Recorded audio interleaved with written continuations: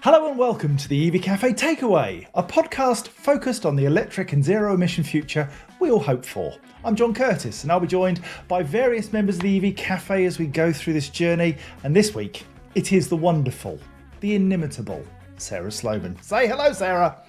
Why, hello. Now, this week, we've got the amazing privilege of getting to know and understand some of the wonderful pioneers, innovators and collaborators of our industry, namely Sarah Hughes from the Ben charity. Sarah number 2, hello. Hi.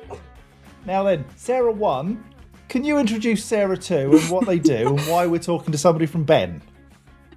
Absolutely. And for a start, I'm only Sarah 1 in numerical order, not in importance. So I think you should call me Sass and Sarah can just be Sarah. Or perhaps Patsy. Deal. We'll come on to that a little bit later. So it is with pleasure that I would introduce Sarah Hughes. She is the head of Automotive at Ben. There's an automotive charity that we're going to learn about here. She's worked for Ben for 5 years, and before that, Enterprise for 20 years, I believe. And I had a call with Sarah, and in just an hour, I learned all about her, how she became part of Ben, her wider work that the charity now does. And there's going to be so much more of that to come. But personally as well, I was really touched by her story about how she's a leader and her personal life. And I so enjoyed listening to her that I just thought our Eevee Cafe followers ought to as well. So I put Sarah forward, and I also found out that she even got to sit next to the mighty Edmund King at the BVRLA Awards. So I'm seeing a theme here. And apparently your nickname is Patsy. So question number 1 has to be, why? Well, thank you for that amazing introduction. And I said the same when I came off that call, Sarah 1. I really enjoyed it. So, and thank you for inviting me today to tell everybody about Ben as well. So the question, Patsy. So during lockdown, I started delivering a lot of stuff, and I was on a call with the team, and bottles of gin started arriving from Amazon. So suddenly I'm now Patsy from AbFab, who doesn't drink water in her bottle, she drinks gin, allegedly. So, bottles of gin, so we're talking multiples. So we're thinking 2, 3 maybe, if you're really, liking your gin. How many? It was actually 5, but all within the hour, but separate Amazon deliveries. So it was so embarrassing because the door, when the doorbell used to go during calls, and these bottles just kept arriving, and yeah, I did drink a lot of gin in lockdown. Well, I think a lot of people were driven to drinking gin in lockdown, but those days, luckily, feel so long ago now, and our paths have crossed more than once. Obviously, BVRLA Awards being one of them. And that was the first time I heard about Ben Automotive as a charity, and there was QR codes on the table. We were being encouraged to donate, but I went online, had a look, and was really quite stunned. And then I pledged to support Ben. We did a big dragon ride event back in June, and that was 190 miles in a day, over 14,500 feet of elevation, which was 14 hours in the saddle. We had lightning, rain, burning hot sun. We had 2 near fatalities as well. It's absolutely brutal as a course. Okay. So it was about raising thousands for Ben. But that was match funded by Eevee Cafe. We run a monthly charitable donation, and then Paythrough, who I work for, matched it as well. So we got chatting and talking all about more and more and more. And one of the reasons I'm sat here in this quite scruffy outfit for our podcast is because I've just done day 14 of your Ben Athlon challenge, which I've also signed up to. So thank you for somehow managing to get me completely involved in this charity, which I'm deeply falling in love with. Tell us more about it. The most striking thing for me, I thought Ben was a person. I think everyone says that, but actually it means benevolent fund. Is that right? That is correct. And also we have been going for over 100 years, which not many people know. Wow. And really our mission has always been the same, and is to make sure the lives of automotive industry people are happy. Make sure people, I suppose in this day and age, are living their best lives. And we do that through support services, through a helpline, through tips, tools and advice on our website, through counselling, through talking therapies, through life coaching. All of this is completely accessible for our website, completely free of charge.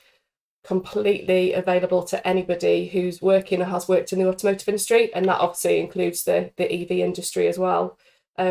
Honestly, it's amazing what we do. We just want to make sure that nobody suffers in silence, and when there's a bump in the road, we need to be there for the people, and we need to make sure that everyone is aware of the charity and the things that we do.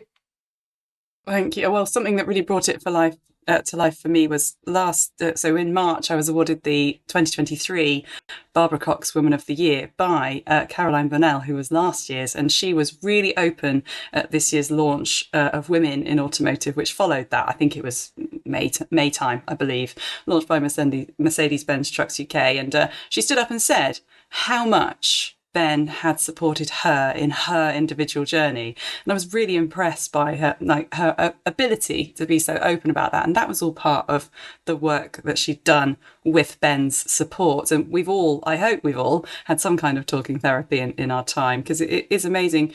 And I just wondered, John, what's your take on Ben? Did you know it did all of that? I was aware of it, but I didn't know the depth and breadth of the work that you do.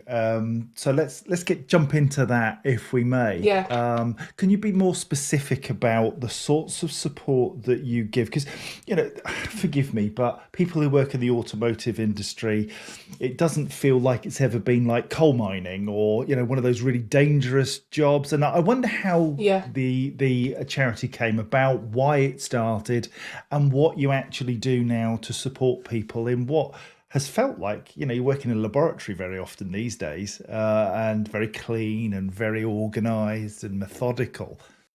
Yeah, I mean, to give you some concept, I started with Ben 5 years ago, and as Sarah said, I've been in the automotive industry for most of my working career, and I've had ups and downs, as has everybody, in listening to some of your previous podcasts. It is it's with everybody, isn't it? Their mental health. And do you know what? 5 years ago, I started at Ben. It just came about. I was just looking on LinkedIn, and there was a position available, and it just sounded like something that I really wanted to do. People do come to Ben for mental health. We are not just a mental health charity, but at the moment, the majority of people that do make contact with us call about mental health.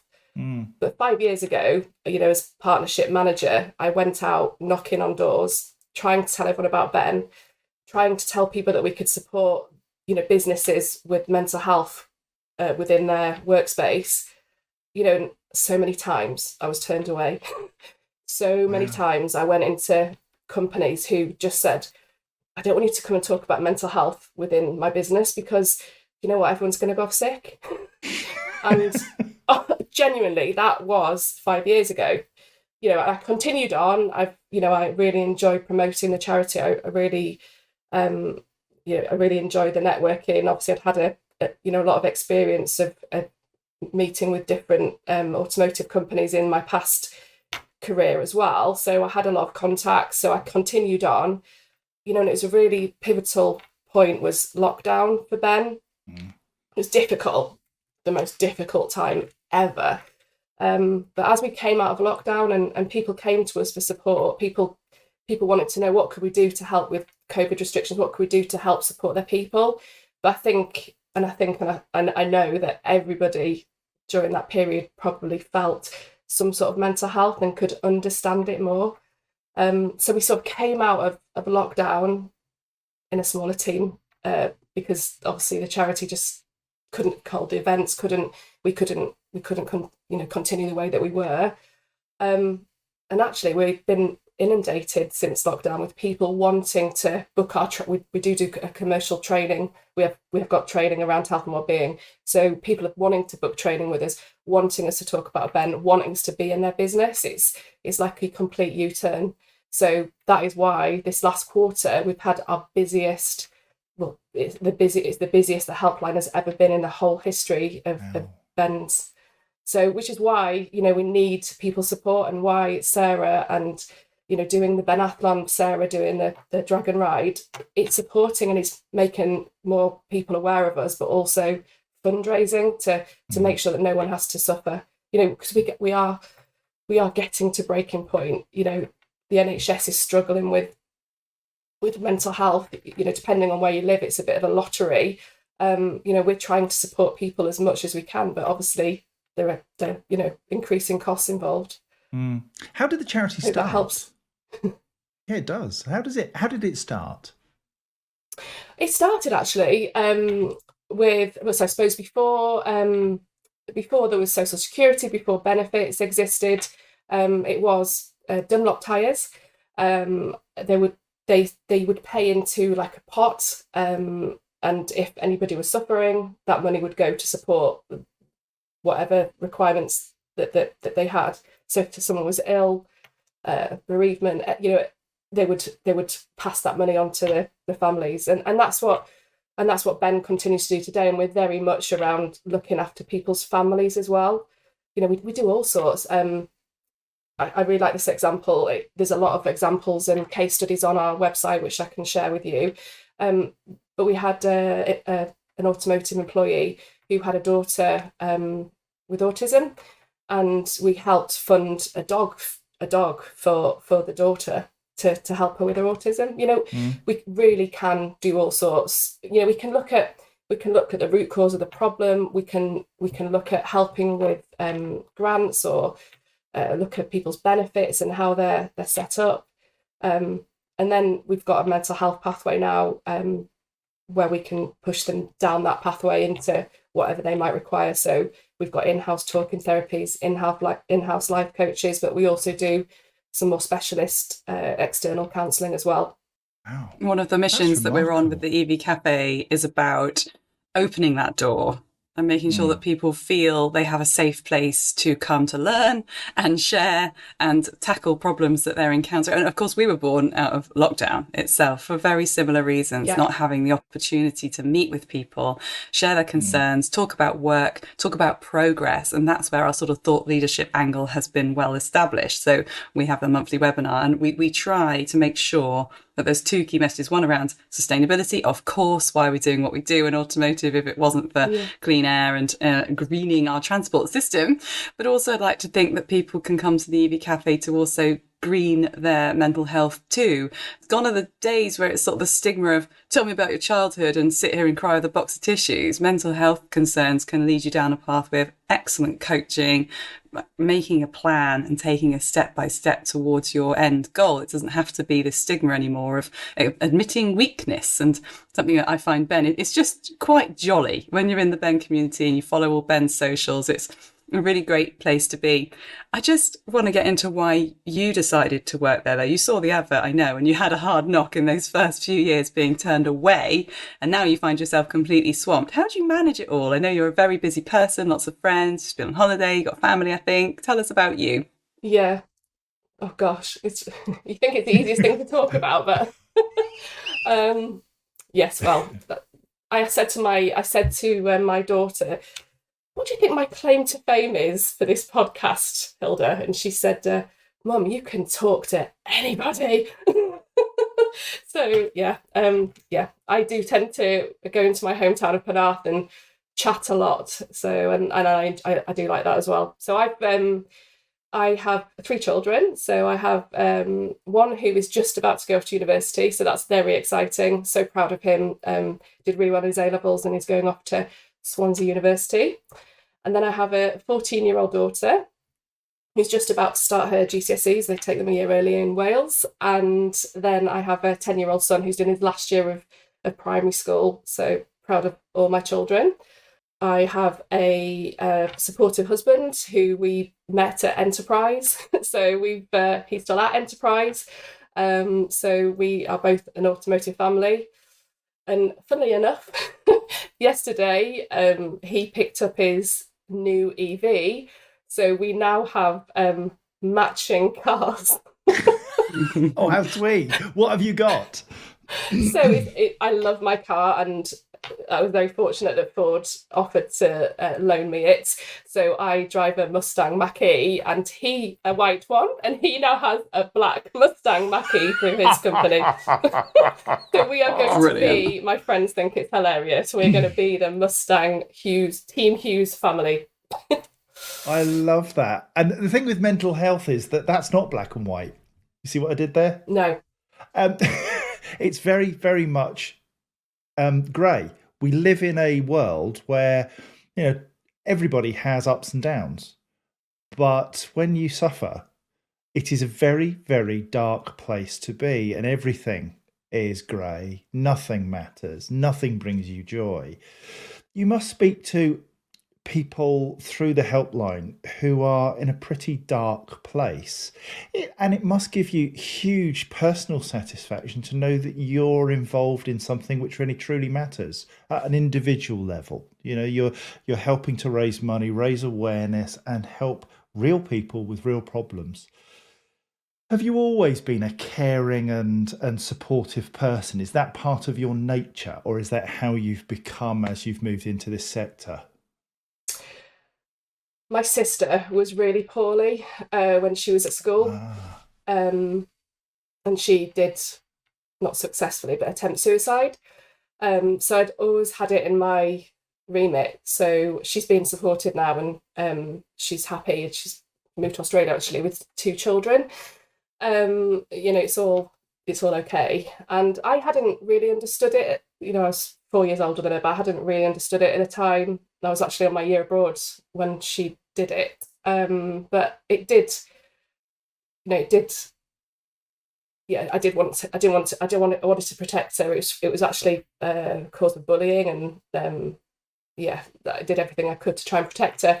So I did have experience of it, and obviously mental health myself as well. When I went back to Enterprise after my 3rd child, Arthur, I didn't know what happened. I was just really struggling. I was just like overwhelmed with life, and couldn't work out why I wasn't getting excited about doing stuff on a weekend or seeing friends. And I've got a really good network. I always had a really good network, and I like I say, I do talk a lot. I was able to speak to people, but I just couldn't understand what was happening to me. And you know what? I didn't want to go to the doctors and speak to anybody. And I went to Enterprise, and they were great. That they've got a really good setup, and I actually ended up seeing a life coach who, she just supported me. And I definitely recommend life coaching to anybody. We just talked every 2 weeks for an hour at a time, and just about stuff that I probably could talk to my friends about, but I used to love these calls with Joe. And it's funny because I thought I was the only person that was suffering at Enterprise, but I was amazed to find out that so many, more senior people than me and everybody actually had been seeing Joe. Not that I should have known, but I did find out. And I suppose when I saw the advert for Ben, maybe all these things just led me to think, I do want to go out and tell the industry that it's okay not to be okay. It's, make sure you're checking in with people, make sure you're asking, are you okay? No, really, are you okay?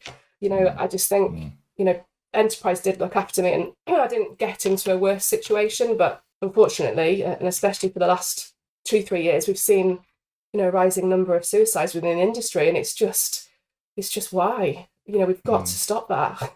We've got to stop that. People need to know where to turn, and need to know that there's people they can talk to. We've got Ben's Big Breakfast, sorry to plug, but we've got Ben's Big Breakfast in October, so that coincides with World Mental Health Day on the 10th of October. So we're asking companies to hold a breakfast, get people to take a break, sit with their colleagues, have a breakfast, talk about Ben a little bit, raise a bit of money, and just think about their mental health and making sure that everybody's okay and we're looking after everybody. Can we make you an offer right now? I'm just winging this one. Can we do an Eevee Cafe Ben Big Breakfast on the 10th of October, where we open up the cameras, we have a webinar, we get people to come along, share their breakfast with us, have a bit of a chat, invite people in, raise some money for you? Because I as I say, I was aware of Ben, but not really what you do. You've got me now. Can we do that, Sarah? Yeah, John, Thank you so much. We couldn't do it. We couldn't do what we do without the support that we have. And you know what? We need more support. We've got some amazing companies that support us. I will name drop later. And they help us, do what we do. But yeah, it'd be fantastic to have you involved, and anybody that subscribes to you. And equally, we are blessed to have, 8,500 people who are part of our community, most of them in our sector, and work with some amazing companies. And I'm pretty sure that if we all work together, run in the same direction, we can support each other even more than we do already. So we will work with you now to get something together for the 10th of October to make sure that we make the very best of the big breakfast. It can be any time that week. So some people are doing breakfast every day. Some people are doing one breakfast. Some people are, it's that whole week. Just, it doesn't have to be the 10th. Cool. Okay. We'll work on that. I'm super into it. The 10th, though, is the Eevee World Congress where the Eevee Cafe will be on stage. So I will happily mention it, though, on the day. Thank you. Because it is a great cause. And as I said earlier, I think what Ben does so well is it makes it fun.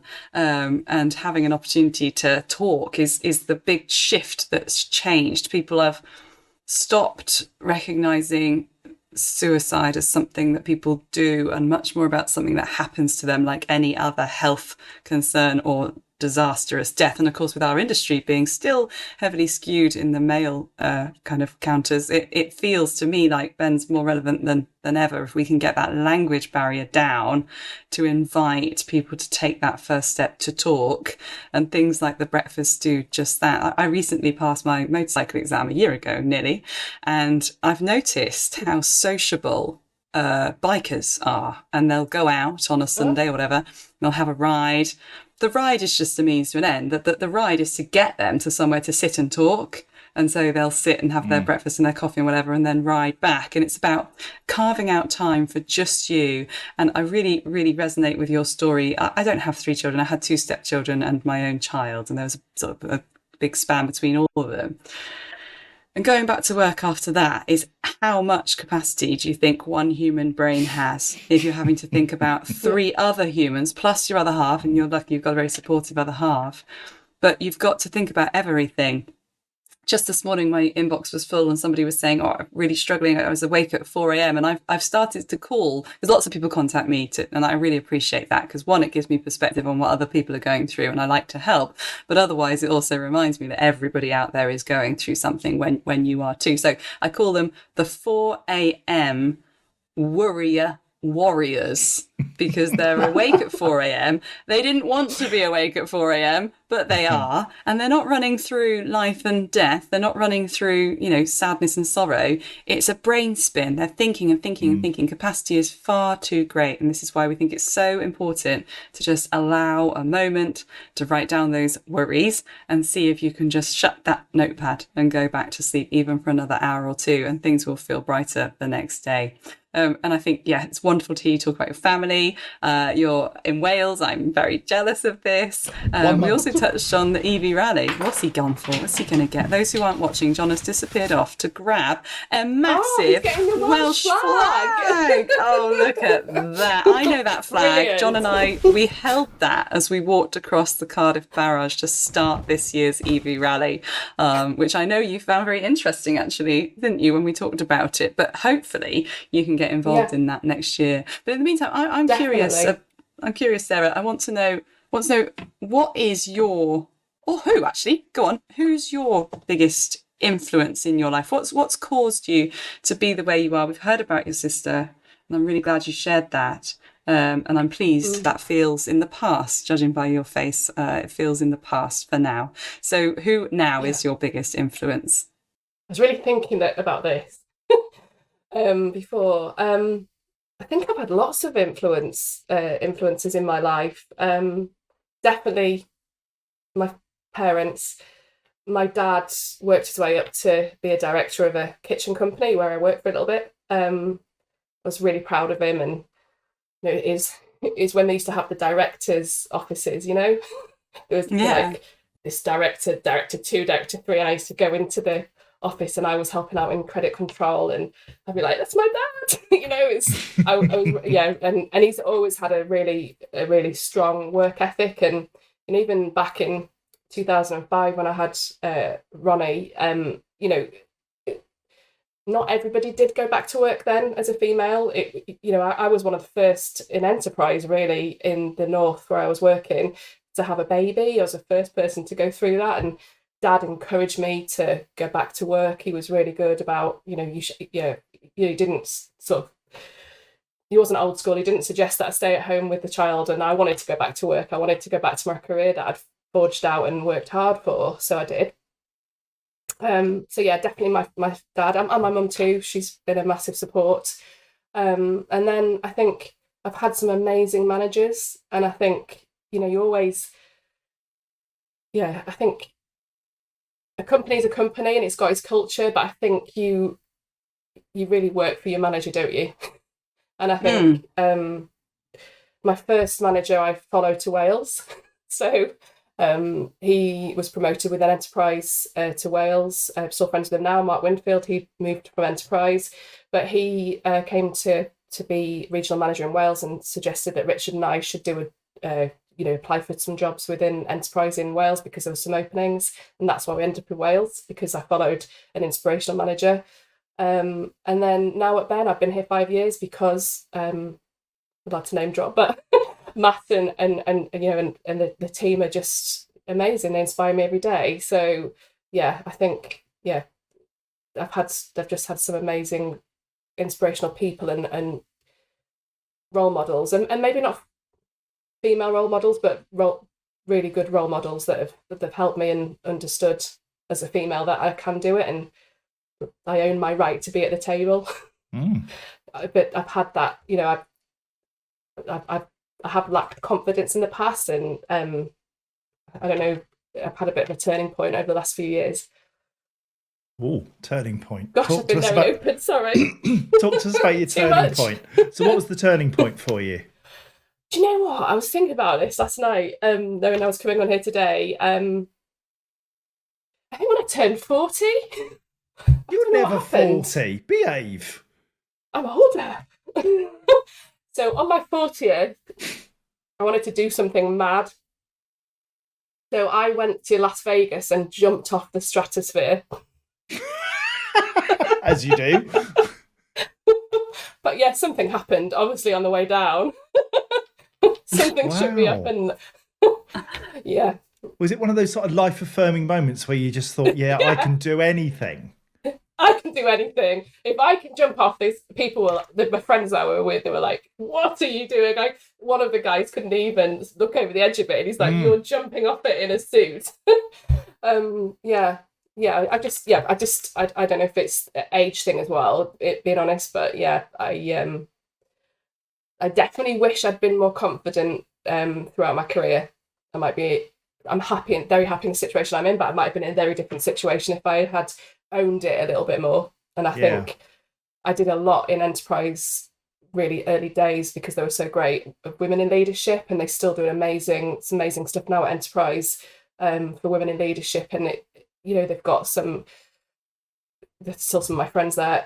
There's some really senior females in positions, and that's come from the work they did a very long time ago. What's the best way? Because it's interesting. Here I sit with two of the leading women in our sector, and it irritates me every time I hear that women have to fight so hard to be equal. I'm the dad of 3 daughters, and it irritates me massively that they have to almost be half as good again as any man to get equal footing. What can we do about that? Because that's a mental strain, isn't it, that we put on a huge part of our workforce to be competitive, but not only as good as, you have to be better than the men. Do you subscribe to that view that you're having to run at 150 miles an hour when your male colleagues are only running at 100? I think it's also about role models as well. You look in the industry, it is still very male dominated, and we need to celebrate. I know obviously Sarah's just recently been awarded Woman of the Year, but we need to do, more of that, and know that people can go through the career as a female and get to the top levels. And I think we're quite far behind, and I think we're getting there now, but I think it's just come from history, and it's just not, my son's just turned 18, and I'm talking about 2005, where there's a lot of people that didn't think it was the right thing for me to do, to go back to work. They wanted me to stay home with the baby, and I was like, no, I want to go and have my career. And you needed to see people that were doing that. You needed to have a role model to be able to understand it. And I did a lot. There was a handful of women in enterprise that would literally go and tell their story to every group. This is what I do. This is how I do it. This is how I, they were brilliant at really supporting that. And I think if everybody did that, and there was, you knew you could achieve, then I don't think there's anything stopping them. I don't think they need to work any harder. People just need to understand better. That's brilliant. That's a soundbite, isn't it? People need to understand better. I like that. It is nice, because I did ask you who is your biggest influence, but I don't think you're even a tiny bit aware that you're probably quite a few people's influence. I don't think you're even a tiny bit aware that anything you've gone through with your own self-confidence is now not here. None of us can sense that in you. I'm so glad that you are aware, however, that your 3 children will absolutely look up to you in exchange for the praise and pride that you take when you talk about them, which is really, really touching. On the whole, having to work harder as a female thing, I completely agree with you. Unfortunately, my answer is yes, we do, and harder still, because if we don't, then it may not be the case for our daughters, if those of us who have got daughters. We are, at this age and stage and period, really pushing through to make that acceptable, even going through an ESG process. So that's environmental sustainable governance, social governance. You have to account for your social status. You have to show what your leadership team consists of, and it's extremely revealing. What we do have to be careful to do, though, is to not start saying tit for tat, that for that, male for female, cut black and white. What it is about doing, though, is widening that skills gap and access to skills and learning, so that it doesn't become, well, that person is better for the job because they have had 20 years worth of experience, when that other person couldn't possibly have 20 years of experience because they are the one who bore the child. So it's that bit that we have to sort of cut out of people's career, is the fear around going back to work, capacity that we talked about earlier, not being able to take on a full-time role and children, and sharing the load. Now, you said enterprise was really great. What exactly did they do for you back then to help you get back in after your 3rd child? They did all sorts. They just had a program, and it wasn't great not great, but with my first child, I think they learned. I was the first one. Enterprise had moved over from the US to the UK, set up, and it was probably 3-4 years in, and I had a baby. There was other people having babies, but it was the first. I was the first person in the Yorkshire group at the time. And they did learn. And by the time I had Arthur, they were doing sort of return to work programs, keeping in touch days, just everything to make you feel part of the company while you were off on maternity leave. Just a real support network with mentoring as well. And Ben, to be fair, I've got a really small team. We are a really small team, but I have actually got an employee who's due to go on maternity leave in March. Even today, she's worried. Oh, I'm pregnant, and what am I going to do? I'm like, it is what it is. The position will be here for you when you decide to return. You don't need to tell me when. We are here, to support you with whatever, and we'll keep in touch with you if you want. I just think it's about having the right support and making sure that as a company you are doing the most you can to make it easy to work. Ben are very flexible. I've worked from home even when I started 5 years ago, and that was life-changing. I know in some positions you can't work from home the whole time. I still go out, but my base is home, and that did change things a lot for me with 3 children in school at the time. And stuff does, just get easier. As soon as my son learnt to drive, he's been helping out a little bit more, but there are school pickups, rugby drop-offs, football matches, netball matches. I think one weekend we did football presentation Friday, rugby presentation Saturday, and an all-day netball match on Sunday, and then you go back to work. Yeah, for a rest. For a rest, yeah. Now then, let me ask you this final question from me. If we could help in some way with a key message from Ben that could go out to all of the people who are kind enough to listen to this podcast, Yeah. what would your key message be? How can we best support you in getting your messages out about the great stuff that Ben do? What do you want to say to the people who listen? Do you know what? I would just love if, from today that this message got out to anybody that doesn't know about Ben. And within your companies, we have tools to support promoting the charity. We can come in and talk to employees. You could do an event for us, so you build up the awareness as well as fundraising at the same time, but just really make sure that everybody knows about Ben and knows that we're there as a support. Okay. You can sign up on the website for tips, tools and advice. So even if I could share a link to the website where that people can sign up that are listening or viewing the podcast, I just want everybody, ideally, if everybody in the automotive industry or who've worked in the automotive industry knew about Ben, that would be amazing. All right, let's see what we can do with that. What's the website address, please? It's www.ben.org.uk. Easy. Yeah, it's easy. Not easy on the end.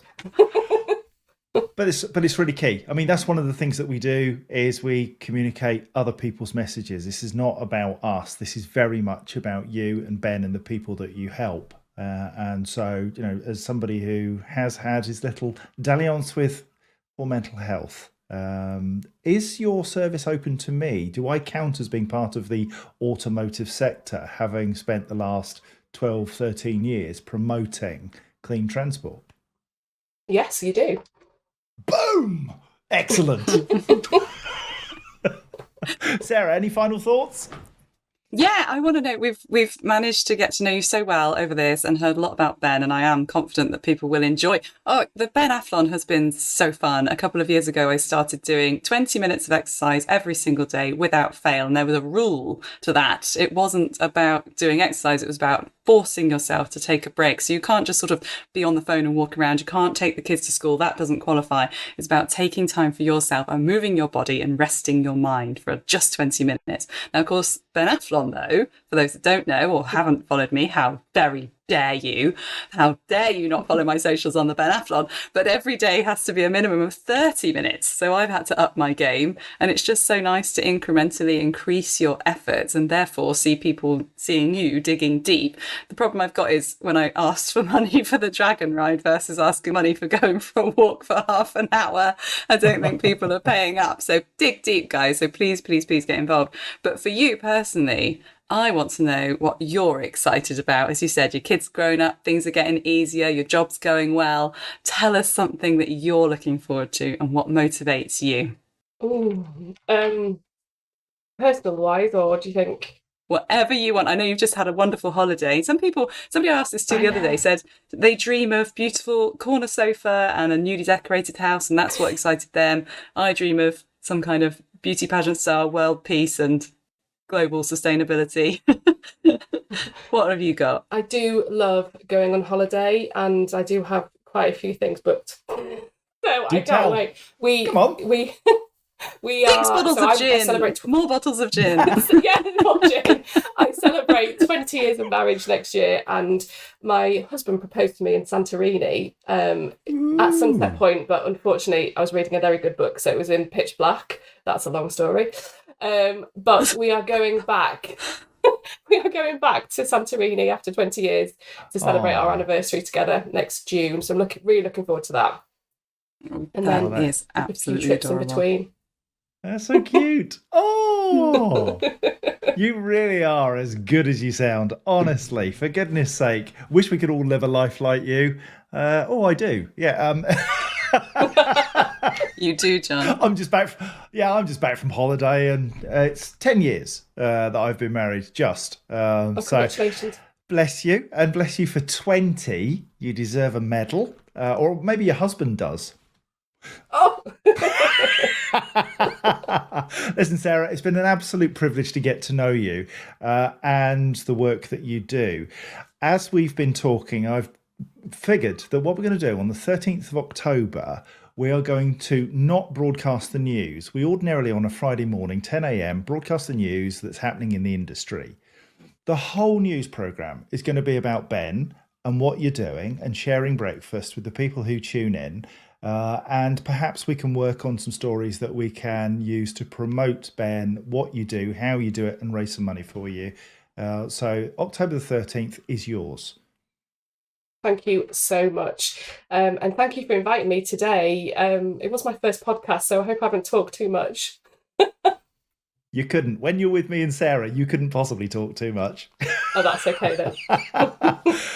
So, thank you for joining the Eevee Cafe podcast, The Takeaway, the place where we get behind the job title and learn a little bit about the people in our industry. We're, of course, available on the Eevee Cafe website at eeveecafe.org. And once more, Sarah, the Ben email web address, please, is www.ben.org.uk. Perfect. Check us both out. We're on social media. If you want to check us out on LinkedIn, we've got about 8,500 other people who care very much about the automotive sector and mental health. Until the next podcast, thank you, Sarah. Thank you, Sarah. I'm John. Bye-bye.